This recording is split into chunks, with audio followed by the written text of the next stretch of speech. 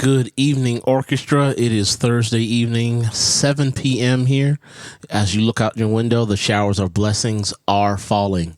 Look, let me first apologize to you for not getting up what I said that I was going to put up on Tuesday. This past week, I've been working feverishly, and I'll post it for you, but I just finished my master's degree about 3 hours ago. Literally, I just turned in my thesis, which is a 32-page document, and the appendix is about 70 pages, which is my score. So it's about a 100-page document in order to finish my master's degree. So I've been busy working on that, along with homeschooling my kids early in the mornings. So I honestly have not had a lick of time to edit this video or get it posted so that you can watch it. So, to be fair to you, this video and the discussion of it won't be due till next week, Thursday, which is September 3rd. I'll set up a Zoom meeting I'll set up a Zoom meeting so that we can sit down and discuss it for a little bit during class time on Thursday of next week. But also, I want to see your discussions and see your thoughts ahead of time. The video is a bit long, maybe 20, 30 minutes long, however long it is.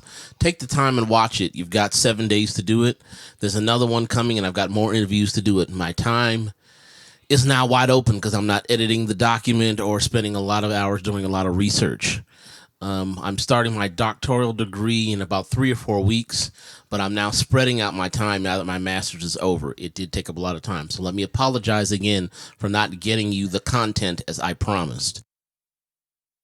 The first video is on Esther Benjamin. Esther graduated from Oakwood Academy, Oakwood University, with a bachelor's degree in cello performance, and then a master's degree from Boston University in cello performance. She was a part of the orchestra there. She's now still in Boston working on her teaching certificate. Take a listen as we both dialogue about the orchestra now and orchestra to come and her involvement and in music. Again, the video will be due, we'll sit and talk about it September 3rd next week. Thank you so much, and I will talk to you during the discussion. Bye. All right. So, okay, we're gonna keep this interview real short, but kind of informative for them. This is orchestra. This is what it is right now. So it's more of a lecture / like interview type deal for them. Yeah. Now last semester I had 31 students.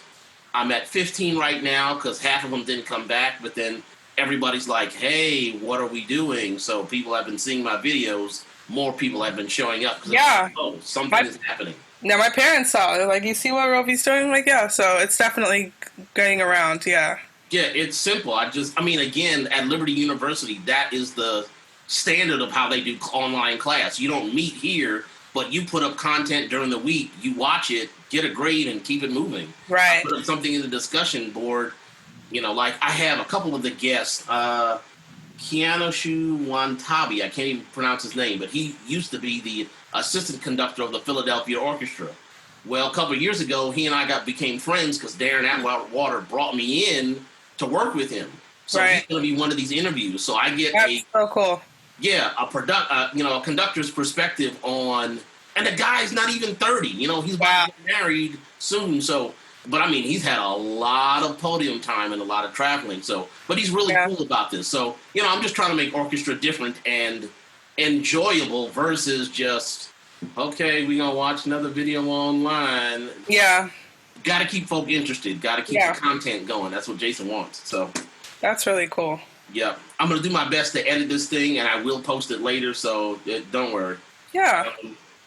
So, Esther, tell me first, where are you now? And, first, let's start there. Tell me, where are you now and what are you doing? Let's start there. Yeah, so I'm currently located in Boston. I just finished my master's in cello performance at Boston University School of Music, and I'm currently pursuing a performance diploma also in cello performance and a teaching license for the state of Massachusetts. So doing two things, but very rewarding in that regard, yeah. Okay, so that's kind of like the end goal. That's where you are now. Let's back all the way up to when you were young. Talk to me about your musical journey in Huntsville. Yes. So, wow. I started off playing piano um, from a pretty young age, I would say. Um, and I kind of advanced pretty quickly within that. Um, in the fifth grade at Oakwood Adventist Academy, um, I was part of the string program, and I began playing cello then, and that was in partnership with Valley Conservatory, the local music education place there, and so. We had orchestra. There was orchestra, choir, percussion, but of course, I was part of the orchestra, and I wasn't taking private lessons until maybe eighth grade. So it was a few years before I'd started taking private lessons, and then things kind of just shot up from there. I did have some opportunities to play with the orchestra at Valley Conservatory when they would have recitals and like lyceums and things like that that I really enjoyed. In high school, I think there were two major things that kind of started up for me. One, the music teacher at Oakwood Academy, Dr. Williams, organized the Aspire String Quartet. Yes, they Yeah. are wonderful. So Wonderful. yeah, that was Ariel Rush on violin one, Joy Gulo violin two, and then his son James on viola. And so that was a lot of fun. We did recitals, we did many gigs. We did something for the mayor at a dinner at some point, many weddings, and yeah, really cool opportunities that we got through that. The other opportunity that kind of worked out was my association with the Huntsville Youth Orchestra, which started Yes. my Oh, in yes. ninth grade, and yeah, I started out there. They have multiple orchestras, and I ended up by the time I think it was my sophomore, junior year, I was a principal cellist by that time, and really, really enjoyed it. I think that experience really broadened my horizons in terms of difficulty in music, kind of learning more standard repertoire, things that I thought that I couldn't even play, but by the time the performance came, we're playing it, so really kind of stretching my brain to what is possible musically, for not just in general, but for me and my playing.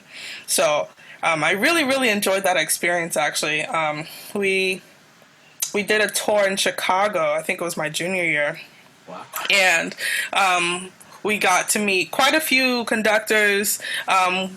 Went to the lyric opera for a couple of performances. It was really, really great experience. I think overall, if anybody has siblings or people that play, I would highly recommend that experience for them. Mhm. Very much so. Very, very enlightening, and very can kind of open your mind as to what's really kind of out there in terms of the music. Yeah. So, talking about out there, what other schools did you apply to after high school or during that junior senior year? Yeah, so it's very funny actually. I I didn't actually intend on doing music. Yeah. Okay, so okay. so I, I Understood. I was very I wanted to be an astronomer. So I was really into like physics. I still am, but that was really kind of my goal. And so I got into quite a few schools for that specifically. And I was thinking about minoring in music, possibly double majoring depending on the school or what they would let me do. Um, but yeah,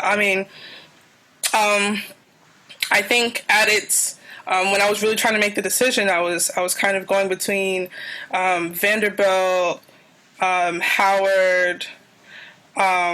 I had gotten into Case Western and Florida Tech as well for astronomy. But I was really interested in either Howard and like double majoring, or even Vanderbilt and tried to double major there as well because they have the Blair School of Music there in Vanderbilt. So yeah, so I really, really didn't intend for my life to go this way, in this direction. But, God has a separate plan, and things worked out the way that they did. And I ended up deciding to come to Oakwood. And I realized that, being in the environment that it is, which is, excuse me, definitely a nurturing environment, and one I think that is, with the right mentality, conducive for growth and success.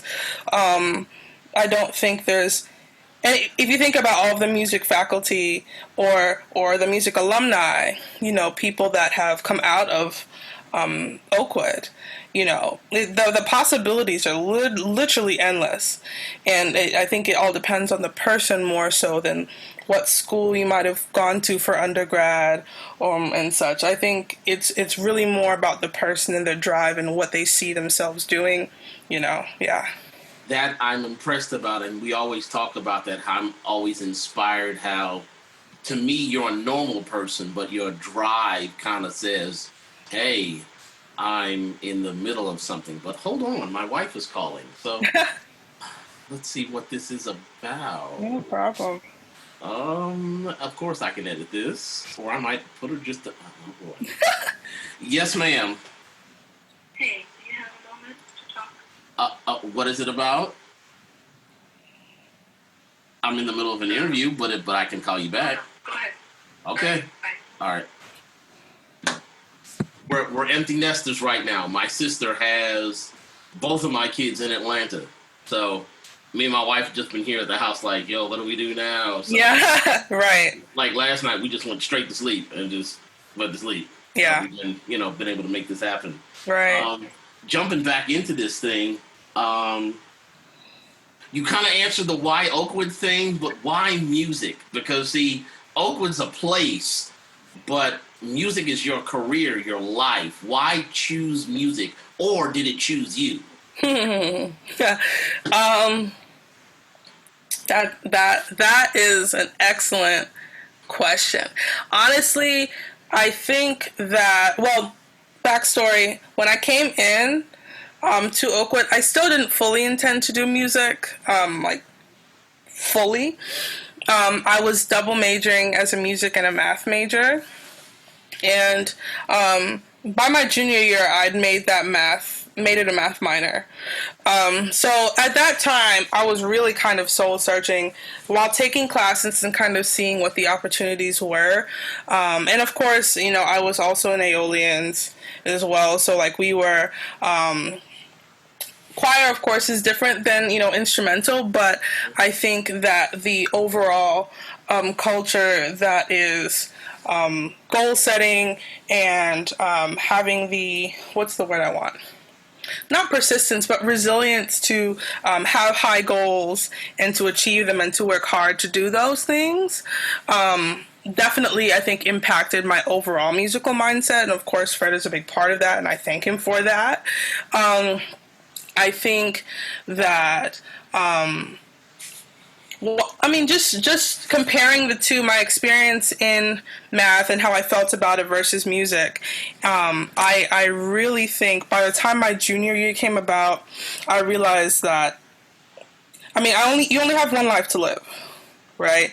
And people can say job security, no fields is totally secure with jobs, and we've seen that during this COVID crisis. I think that you have a sense of calling and a sense of purpose when you're doing something that you feel drawn to and you feel passionate about, and doing it at a very high level, and whether that's teaching, like inspiring the next generation of musicians, or helping them to establish discipline, not just in music but in life. That sense of fulfillment, I think, is what we should be living for. And I think that's what God would have us to do. And it's not just about making a bunch of money and things like that, or having prestige and such. And I mean, not to say though you can't have those things in music, but I think that when deciding what to do with one's life, of course, one should be prayerful, and one should kind of look within themselves and be realistic within themselves. But I think that we limit ourselves and we limit God when we don't do what we know we're supposed to do. A lot of us. Okay, Jonah, I hear you. Yeah. A lot of us are avoiding it because we're scared, and it's okay to be scared. It's okay to be scared.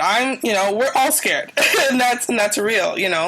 But I think we serve a God that's bigger than that, and that is capable to provide for us and to, help us live a fulfilling life, and if we trust him, I think we should pursue what we know we're supposed to be doing. So, I spent some time not being sure, in my junior year. That's okay. My sophomore, my junior, I think it was my sophomore year, I'm sorry. Dr. Buckner was the department chair at the time, and I spent some time speaking with him, and he was like, if you're gonna do this music thing, if you're gonna drop the math and do this music thing, you're gonna have to do it for real. And there's no half stepping it, there's no finessing it, you're gonna have to up your practice hours, and do the work. And that's what I try my best to do,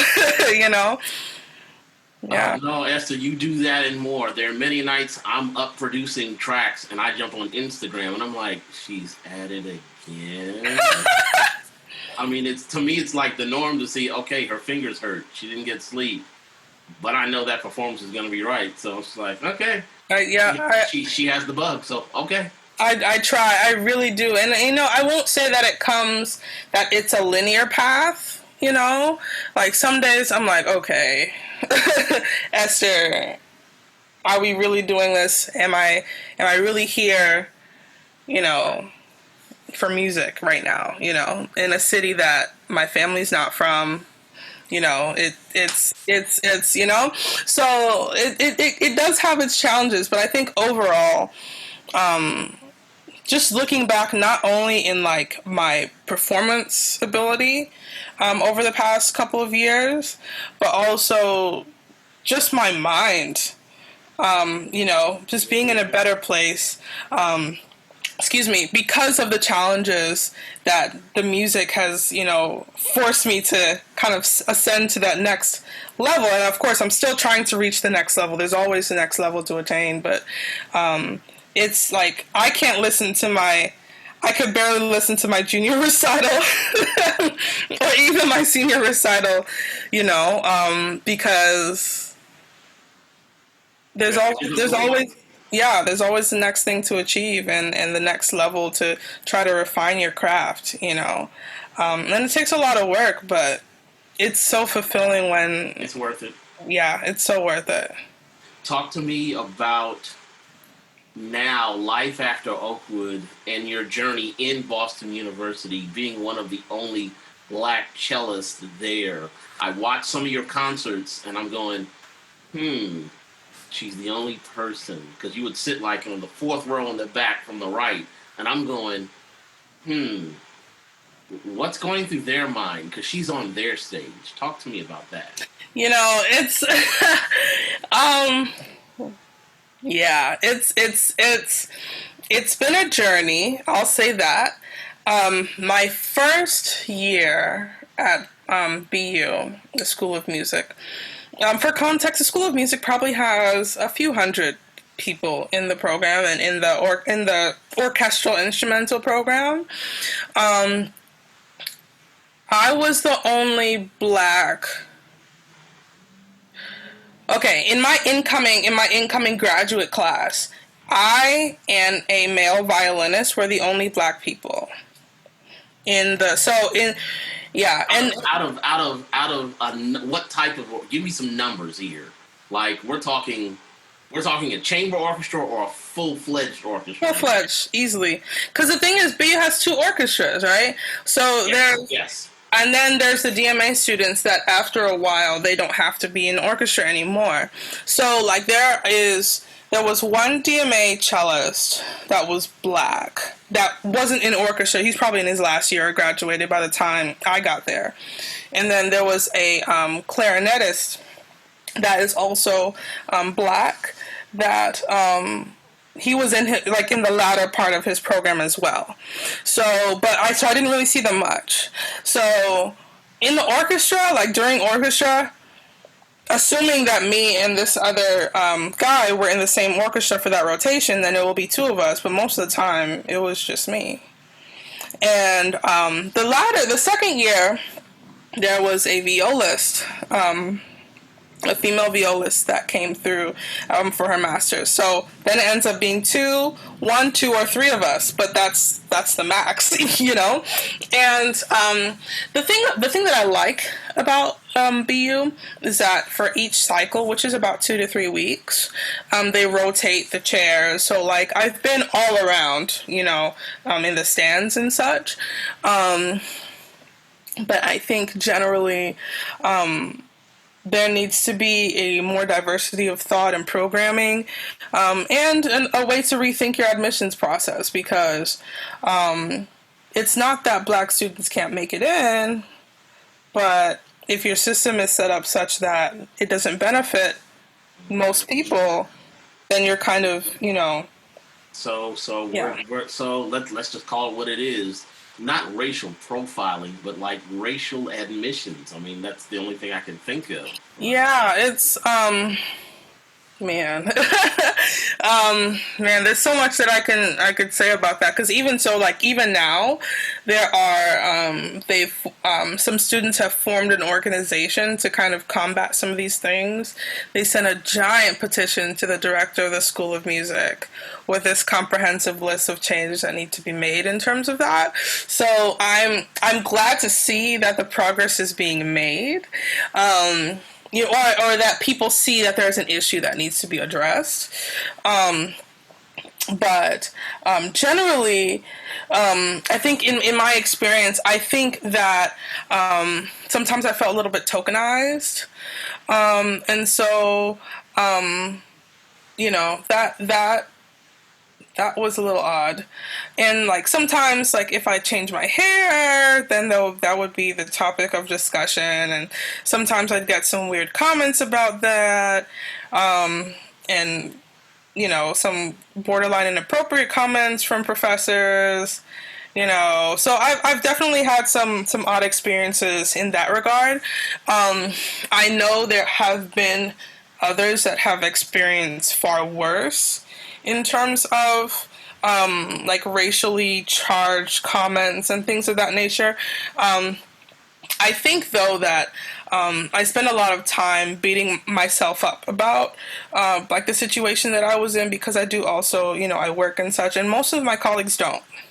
So they didn't really understand why I couldn't rehearse at any time of the day, or why it might be taking me longer to learn a piece than them, you know. I think that disconnect was something that I couldn't understand how they couldn't understand that, you know.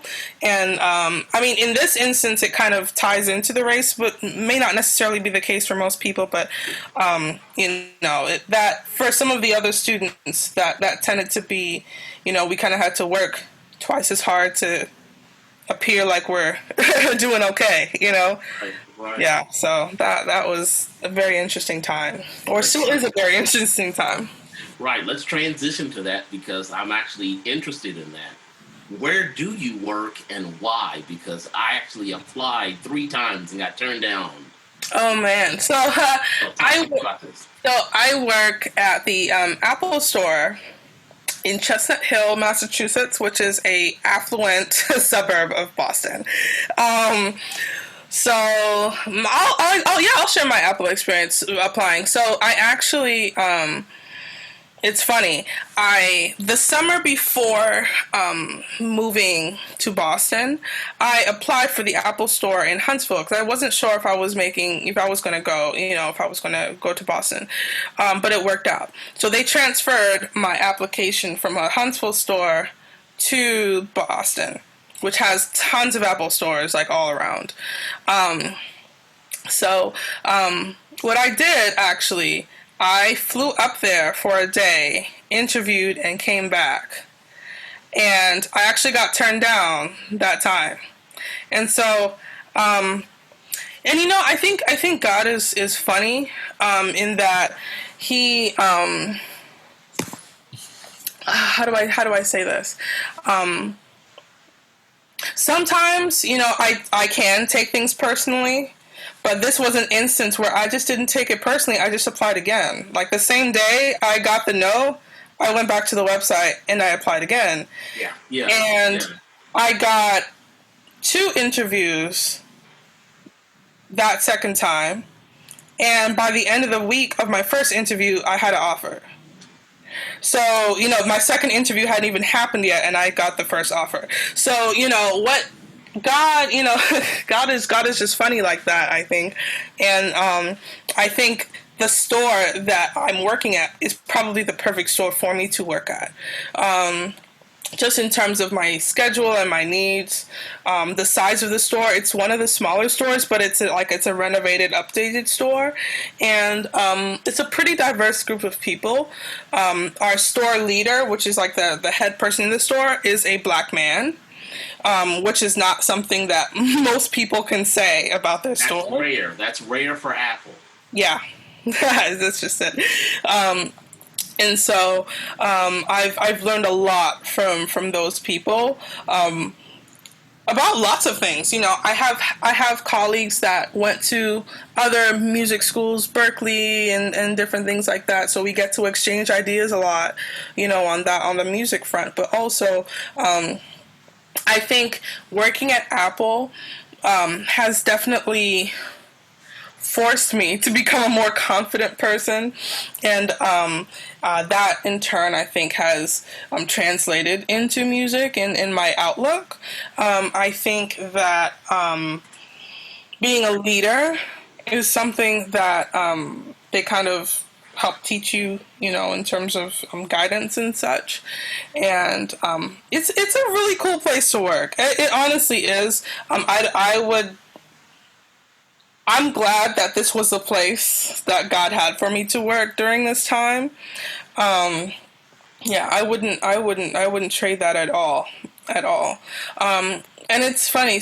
I've met lots of people in the store because that particular store is in an affluent area. So like. Sports players will come by, politicians will come by, conductors or professional musicians will come by regularly, like some people in the Boston Symphony and things like that. So just getting to chat on them on a different level like that, and being able to exchange ideas while, here for a product, but also getting to, have that experience with someone is pretty cool, I would say. Yeah. Wow. Okay.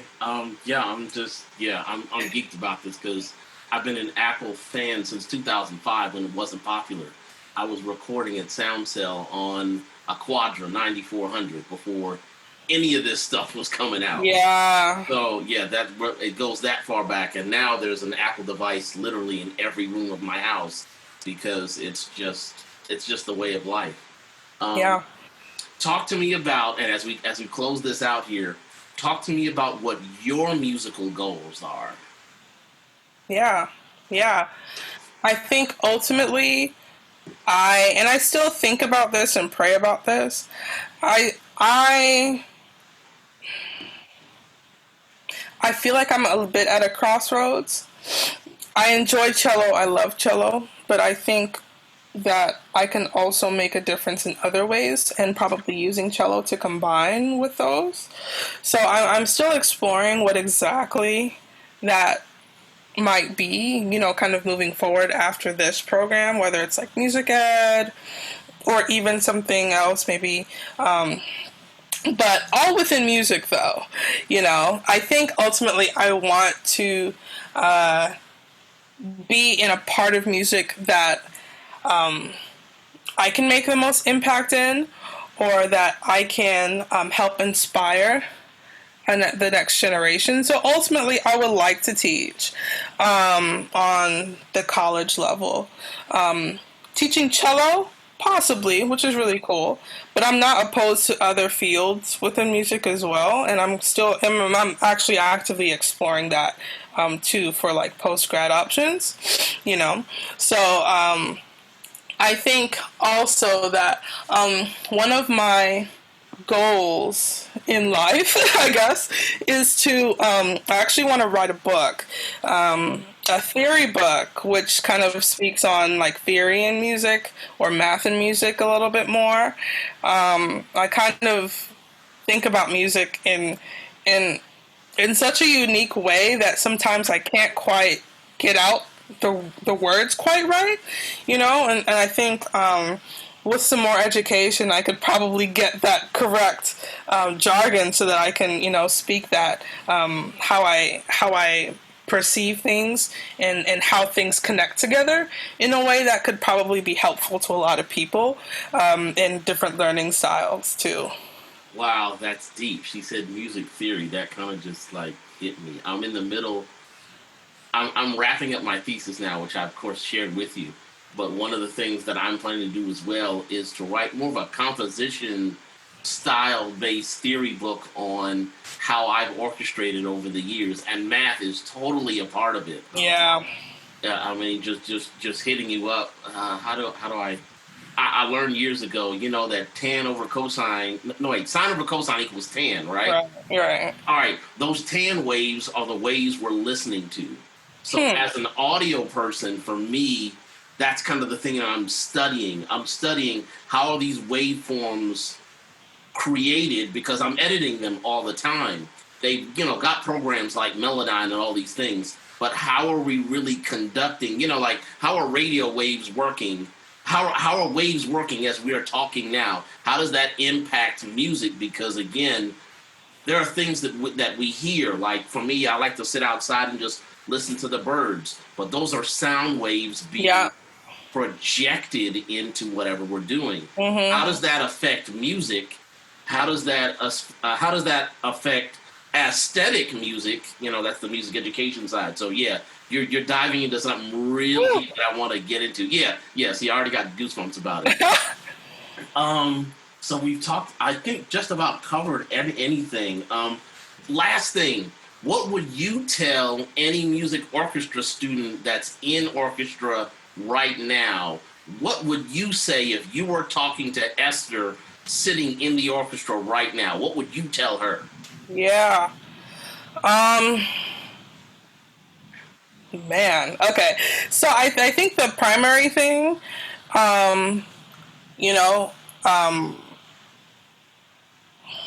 well, how do I say this? Um, when you're faithful with little things, you know, God can trust you to be faithful with large things. And not little in terms of importance, but like scale. Like, I think that sometimes we can feel like, oh, it's just orchestra, or oh, it's just this, or oh, it's just that, and not put 100% into it in terms of effort, in terms of discipline, and learning the music and practicing and such. Do it. Just do it, And as musicians, you can get called to play anything. And you can get called to speak about anything. And I think that I think that the best way to kind of carve that out is now, and the best time to carve that out is now. And we have, obviously the situation's a little bit different this year, and that's okay. Music schools around the country are dealing with it. That's just what we have to do. You know, but still do it and still give it your best. And I think that one, you'll feel good about it, and you'll enjoy making music with everyone else. And I think that that kind of gives you the discipline to be responsible with, if you get a big gig and you're prepared for it. You know how to prepare. You know to be prepared. And those things. It's not just about music. That will kind of take you through life. I think there's a quote that says, what is it now? Success is where opportunity meets preparation. Yep, Alvin Yeah. Cheetah says that so much. Yes. Yeah, and what's the point of getting a big gig if you're not ready for it? And then you'll spend the next years, wishing that you had prepared.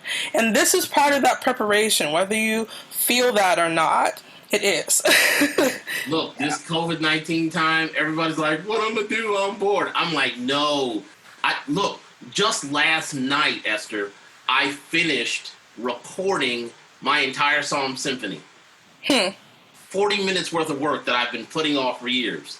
I Yeah. just did it because this is the time to do it. Yeah. The time to hone your craft, to put in the extra rehearsal time because you have it now. Yeah. I mean, it's there. Yeah, absolutely. And it's hard because a lot of us are kind of dealing with mentally, the mental results of COVID and such. But music helps with that. Music is for many people therapeutic, and so you'll feel better after it, but we still have to do it. And now's the time that's kind of going to separate the cream of the crop from everyone else, the ones that use the time that we have, in a way that when things, because God willing, things will die down at some point. Where are we going to stand at the end of that? Are we going to be prepared for any opportunity, or are we still going to be scrambling and trying to sight read things during performances? Wow. Yeah, Esther, this has been eye-opening for me because I'm probably going to go back and watch this first before I edit it. Thank you again for sharing your story. Thank you again for sharing your experience. Continue to be great as you always will. Like I said, once I'm done editing this, you'll see it. I'll post it. I'm going to add, some opening, closing credits and a few other things. But yeah, this has been insightful for me. I'll share with you later on the list of people that I have, but you're the first one. So no pressure. Yes. Oh, no pressure at all. But no, you kind of set the standard because now these kids say, "Hey, I can actually be something other than what I am sitting in the chair." So Yeah. this Yeah. this has been Absolutely. great. Yeah, absolutely. And if you have dreams of going to grad school for music, or whether it's music performance or something else, pursue them. Pursue them. If you know that this is where God is calling you to be in the field of music, do it. Listen to God, because He'll work things out for you. If you need housing, if you need money, it will come. You have to be faithful first. I'll share this story because I just know, but it's like I never thought that my music was good enough. I mean, I'm just being honest. I always thought, okay, if I arrange this, they may or may not like it. But then for Committed to call me and tell me that they're singing at the White House in the portico in front of Barack and Michelle Obama, I was in rehearsal and in tears because at that point I realized I had nothing to prove. But God had to order all of our steps for us to get there. It wasn't just, "Ooh, I've arrived." No, It's only God could do certain things. Yes, like you said, you had to be prepared. The music had to be right. They had to be dressed right. They had to be on time. but only he can set up your plans for your life. So, Yeah. Esther, thank you for being a great light, not just to me, but to others that watch you. Just do what you do best. I'll try. I'll keep trying. You're doing more than trying, trust me. All right, let me go. I've got a few more interviews and a few more things to do, but Esther, thank you again so much. Yeah. Thank you so much for having me. I hope you all have a great year. And yeah, you all make some wonderful music. Looking forward to hearing it. All right, take care. All right. Take care. Yep.